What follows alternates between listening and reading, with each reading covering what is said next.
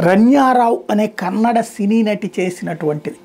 విదేశాల నుండి పద్దాక దుబాయ్ పోయి బంగారం పట్టుకురావడం, కడ్డీలతో పట్టుకురావడం, కిలోల లెక్కన పట్టుకురావడం, వాటిని తీసుకుని అక్కడ తన ఏది పెదనాన్న వరస అయ్యేటటువంటి ఆయన పోలీస్ డిపార్ట్మెంట్లో ఉన్న రామచంద్రరావు అని ఆయన పేరు చెప్పుకునే, అంటే డీజీ స్థాయి అధికారి, ఆయన పేరు చెప్పుకుని విఐపి ట్రీట్మెంట్ ద్వారా చెక్కింగ్స్ లేకుండా బయటకు వచ్చేయడంతో ఒక్కో ట్రిప్కి 10 నుంచి 12 కిలోల బంగారం తెచ్చింది.